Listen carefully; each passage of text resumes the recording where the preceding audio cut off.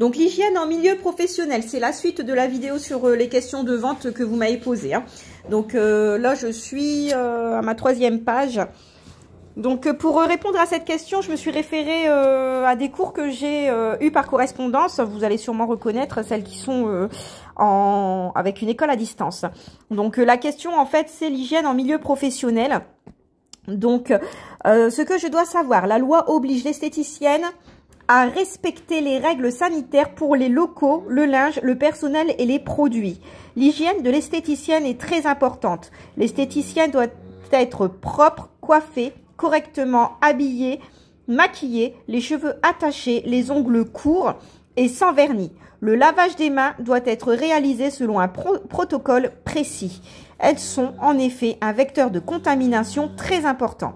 Après le lavage des mains, l'esthéticienne doit s'aseptiser les mains avec une lotion antiseptique. Cette opération est à renouveler régulièrement. Le port des gants est indispensable pour les épilations du maillot et des aisselles. L'ensemble du matériel et instruments doit être lavé et désinfecté à chaque utilisation. De plus, le linge doit être lavé et changé entre chaque client. Il est également possible d'utiliser du linge jetable. Ce que vous devez connaître par cœur sont les définitions de ces termes-là. Décontamination, désinfection, stérilisation. La décontamination. Opération permettant de réduire le nombre de micro-organismes présents sur du matériel souillé et contaminé. Désinfection. Opération permettant d'éliminer ou de tuer les micro-organismes. Stérilisation. Ensemble de méthodes et de moyens visant à éliminer tous les micro-organismes portés par un objet parfaitement nettoyé.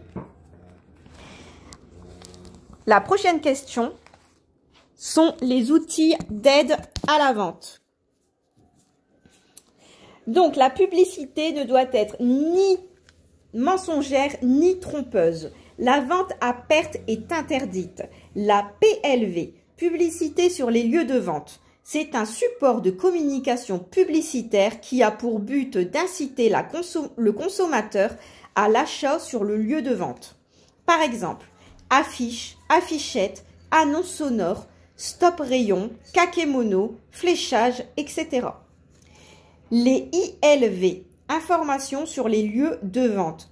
Ce sont des supports informatifs qui renseignent le client sur l'utilisation du produit pour en favoriser l'achat. Par exemple, les bornes interactives, la télévision, les fiches techniques, les fiches conseils, les DVD de présentation du produit. Ensuite, vous m'avez demandé les zones à retrouver dans une parfumerie. Il existe plusieurs zones que l'on retrouve dans une parfumerie. La zone d'accès, c'est la zone qui permet d'entrer et de circuler dans le point de vente. Elle doit permettre de visualiser l'ensemble du magasin. Ensuite, nous avons la zone marchande. C'est le lieu d'exposition des produits.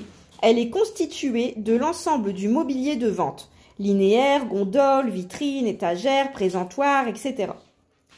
Et en troisième, nous avons la zone d'encaissement. C'est la zone où se trouve la caisse et éventuellement où l'on réalise des emballages cadeaux. Donc là, pour cette question-là, je me suis référée à mon classeur, donc page 108 du cours de parfumerie. Alors, hop, je vous montre tout de suite le schéma que j'ai ici. Voilà. Donc, vous voyez la parfumerie, soin visage. Donc, on entre par ici. On a la vitrine, 2 entrées. Vous imaginez Sephora, hein. Nous avons tout ce qui est maquillage, la caisse parfois qui est là, mais parfois qui est au bout. Comme chez Sephora, du côté de chez moi, c'est plus au bout.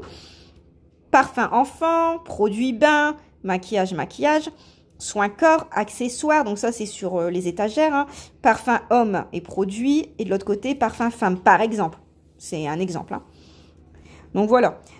Bon, bah, je vous donne la suite des questions sur une prochaine vidéo. Là, la prochaine fois, nous devons voir le rôle d'une fiche cliente.